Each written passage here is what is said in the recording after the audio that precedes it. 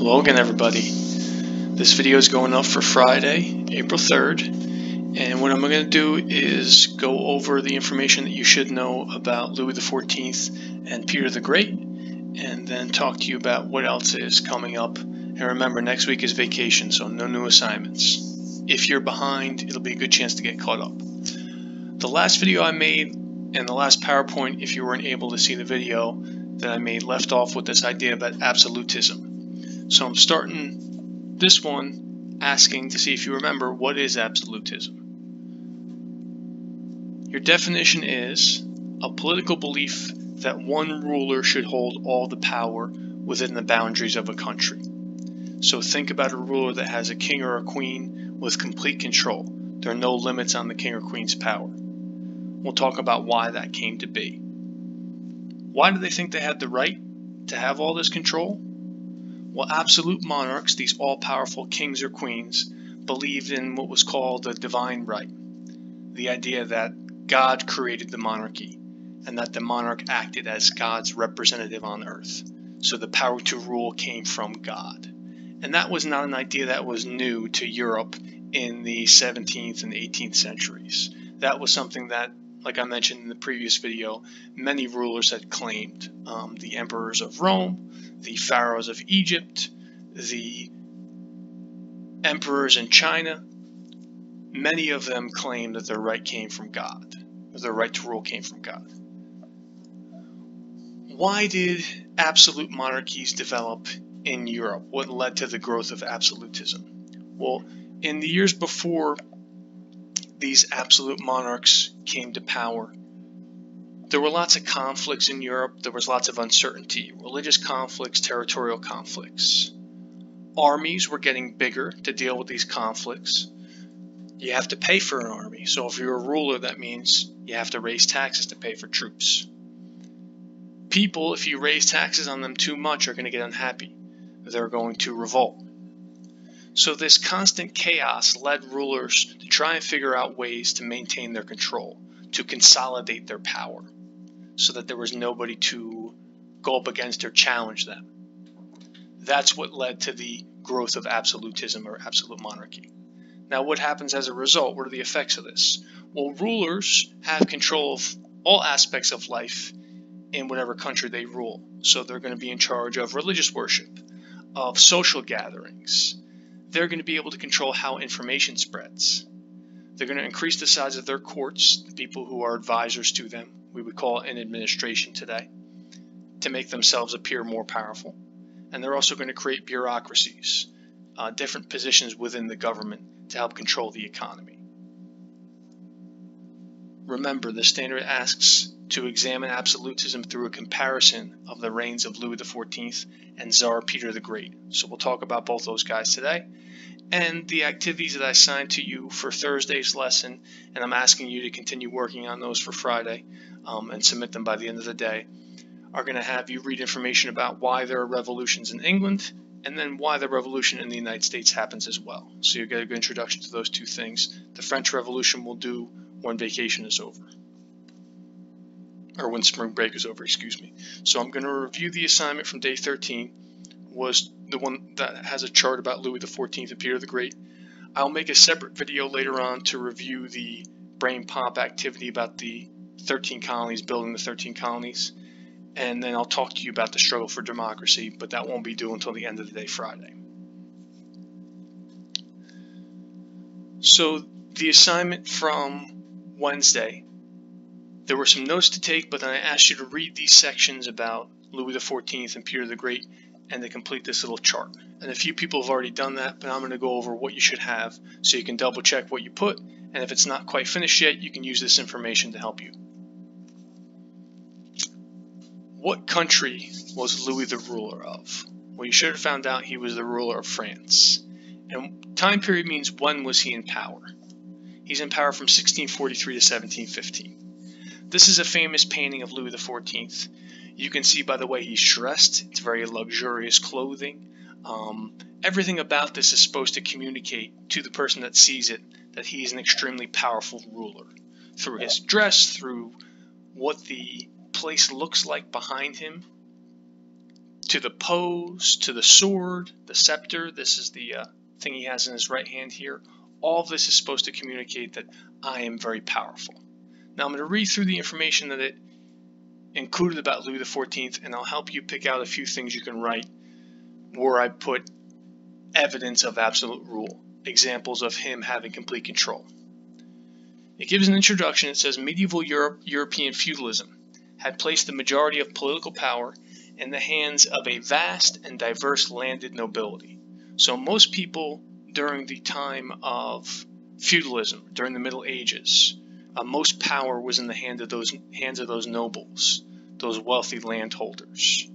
But beginning in the 1300s, the kings of Europe began to consolidate their power. And by the late 1600s, some kings, including Louis XIV of France, were able to wield almost total power over their states. Louis XIV became king at the age of 4 in 1643. Remember, how do you become king? Your father was the king, he dies, you take over. So when his father died, Louis XIII died, he was only 4, but he became king at that time. In his youth, the nobility of France violently resisted his minister's attempt to consolidate political power in the name of the king. At times, this violence was so severe that it threatened the life of the young king. In 1661, Louis assumed power over government. With the memories of riots and rebellious nobles fresh on his mind, Louis was determined to consolidate his power over the state. So that experience, that people were challenging him, that people were threatening his life, that influenced him. And when he got a little bit older, he wanted to make sure that nobody would challenge him again. Nobody could threaten him again. Louis's power was threatened by 3 groups: the common people of France, who could be quite dangerous when moved to rioting, the Catholic clergy, we're talking about the religious leaders, and the landed nobility, the wealthy upper-class people who owned land. Louis devised effective strategies to deal with each of these threats. To deal with the threat of riotous commoners, Louis simply moved his palace out of their reach. In 1682, Louis moved his court and center of government to an enormous palace 12 miles outside of Paris called Versailles. The remote location of Versailles helped keep Louis safe from rebellious commoners. If you've never seen it before, the palace at Versailles, again, it's about 12 miles outside of Paris. It's still there today. It is a spectacular, extremely beautiful palace. Louis had this built far away from the city, so the ordinary people, if they rioted, would not be a threat to him. One of the most famous rooms inside the Palace of Versailles, again, it still stands, you can still go and visit it, is the Hall of Mirrors. This gives you an example of just how decadent, how stunning all of this artwork and architecture is inside. Not to mention the gardens and the fountains and this really, really just stunning, incredible palace that he had built. I read that to build this today would cost $2.5 to $3 billion. It took 36,000 workers to build it, 6,000 horses. He spared no expense. But again, what was the point of all this? To prevent commoners from being able to challenge him by being far away, but also to show anybody who came there how powerful he was. One look at a room like this, or at the property there, sent the message to everyone: I am the most powerful person in this land. The loyalty of the Catholic clergy was solidified in 1685 when Louis announced the repeal of the Edict of Nantes, an 87-year-old decree of religious tolerance that allowed Protestants to worship freely. Louis's repeal, so he got rid of that, of the edict, drove Protestants out of France, hurting the economy but pleasing Catholic leadership. So he did that to make Catholics happy, and in a way to gain more control over them. The biggest challenge to Louis's power was the nobility, the wealthy upper-class people. Louis implemented a number of strategies to deal with them. First, Louis replaced most of his government officials with commoners called intendants. The intendants were much easier to control because they owed their status and power to Louis's generosity, and they could be dismissed, arrested, and in extreme cases executed at will. Intendants collected taxes, administered justice, and served as the king's counsel, so advisors to him. This was all done to limit the power of the wealthy upper class. So no longer would these wealthy upper class people be in charge of the government. He picked people who were easy to control. People, because he was the one who selected them, could be arrested or fired or even killed if he decided. So in that way, he's got everyone under his thumb, under his control. It adds, to further control the nobility, Louis pressured the nobles to live at the Palace of Versailles with him. The enormous palace could house up to 10,000 people, and its large staff organized lavish banquets, dances, and games that kept the nobility too busy to cause any trouble for the king. Historians have called the Palace of Versailles the amusement park of absolutism for its ability to neutralize potential threats to the king with entertainment.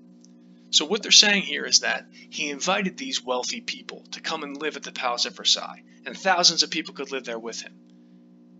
And while they were there, they had the best of everything: entertainment, plays, music, food, dancing, whatever they wanted.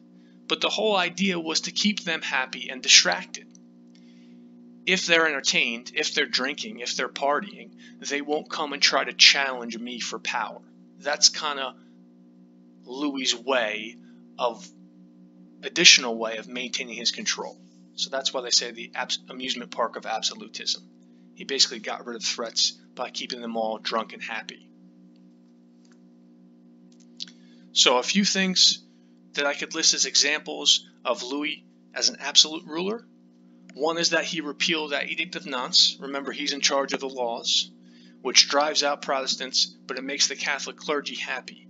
So religious leaders are happier with him. He's able to control them further. Another thing is that he replaced most of the leaders of the government officials, with these commoners called intendants. And those were people he could fire, he could get rid of, or even have killed, because he chose who they were. The last thing I added was that he moved his center of government to the Palace of Versailles, which protected him against riots in Paris, and also by pressuring nobles to live with him there, he's able to better control them, to distract them so they won't challenge him or won't be a threat to him. Okay, the next example of an absolute ruler that you should be familiar with is Peter the Great. Now, Peter the Great is the Tsar of Russia. Tsar is another word for emperor, like Caesar, a Russian version of Caesar. When was he in charge? Well, he rules from 1682 to 1725. Early on, he rules with his half-brother, and then he becomes the sole ruler, I believe, by 1697. Now, I'll read you some information about Peter the Great, and I'll give you some examples of him ruling as an absolute monarch, or some evidence of absolutism from Peter. So like Louis XIV, Peter the Great of Russia came to power during a period of political consolidation. The Romanovs of Russia, that was the ruling family, like the Bourbons of France, spent generations slowly wresting power from a feudal nobility. Like Louis, Peter managed to build an absolutist state in which he wielded almost total power. However, the challenges that faced Peter were far greater than those that faced Louis. When Louis XIV came to power in 1643, France was already one of the most powerful countries in Europe, with a modern army and navy and colonies in North America. Russia was only tenuously linked to the outside world by a small community of Dutch and German merchants in Moscow, and a single port that was frozen most of the year in Archangel. So Russia was really cut off from the rest of the world. It was not the big powerful nation that we know it to be today. It was not as advanced as the nations of Europe, and it was really isolated geographically. They only had one coastal port, which because of where it was located was often frozen. So Russian society was still dominated by feudal tradition, with a large and powerful landed nobility known as boyars. These were the upper class landowners in Russia, who still depended on serfdom for labor. So just like during the Middle Ages, when the nobles had a manor and there were peasants who were bound to work on the land and were trapped there, Russia still operated that way, with serfs working on the land, and they could not come and go as they pleased. Like Louis, Peter's power was threatened by this nobility and the church clergy. In this case, Eastern Orthodox instead of the Roman Catholic. So in Russia, they followed the Eastern Orthodox Church. Unlike Louis, however, Peter also faced the challenge of geographic isolation and needed to modernize technologically, politically, and economically. As a young man, Peter spent a great deal of time exploring the neighborhoods of Moscow where foreign merchants resided.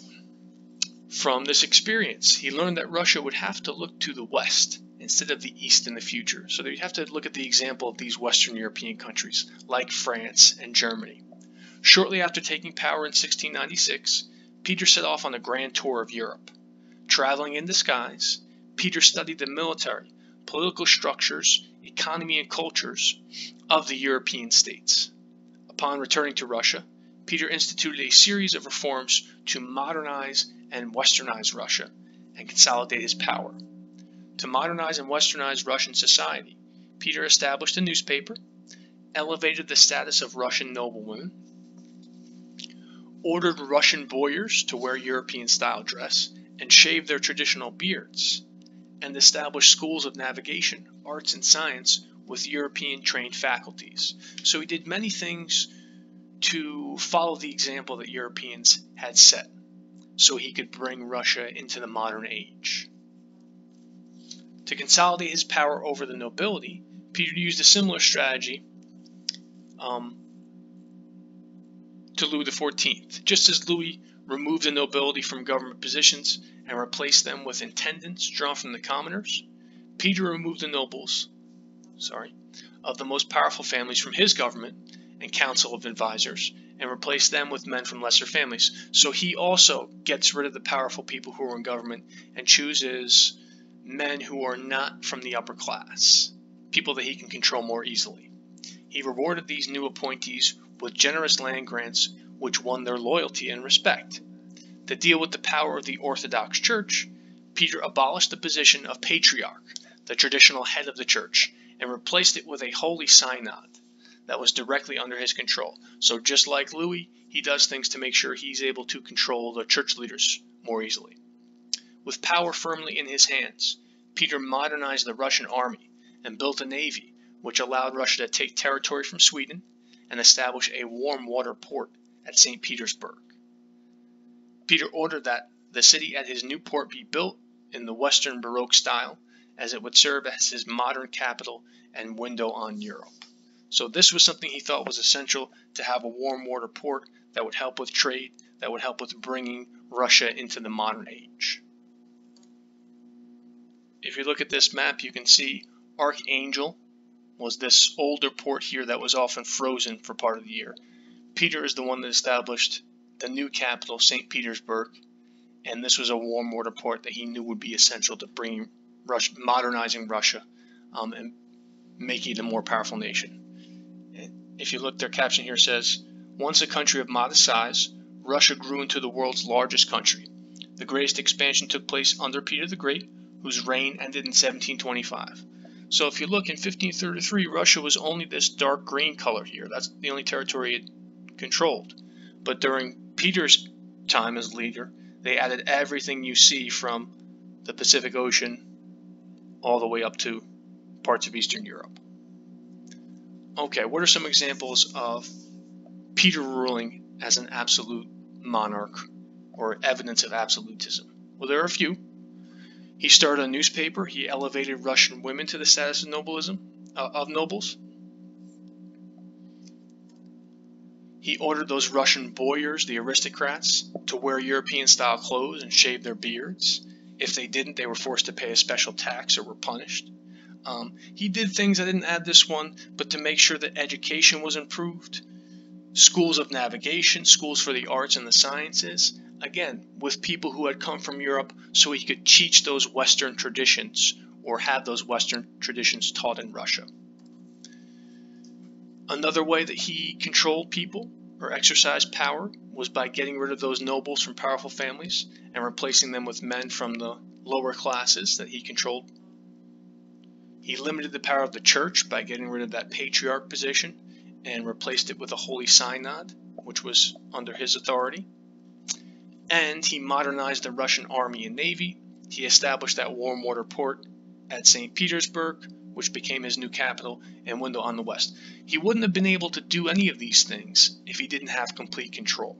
So those are all examples of Peter acting as an absolute monarch. Okay, like I said at the start, I will make a separate video if you haven't already watched the Building the 13 Colonies Brain Pop.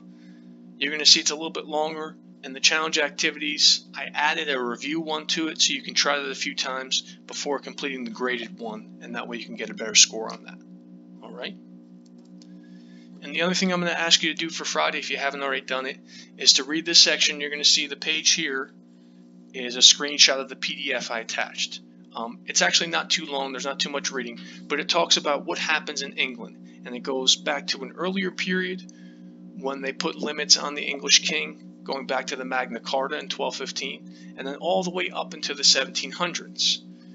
It will also talk about why the people in America, which used to be colonies controlled by Britain, decided to have a revolution of their own and start a brand new country. That's how the United States gets created. So you'll read about both those things in this section. There's a Word document, questions to answer that go along with the text, and there's a page number to look at to find each answer. So hopefully that's not too confusing. I'll make a separate video where I review that information. I'll probably put that up after the spring break. Alright? That's all I wanted to get into for today. Remember, please send me a message if you have any questions. I'm happy to help you. If you get this done on Friday, you have nothing to do over the spring break, so enjoy your rest, have as much fun as you can. I know it's tough right now being cooped up inside probably.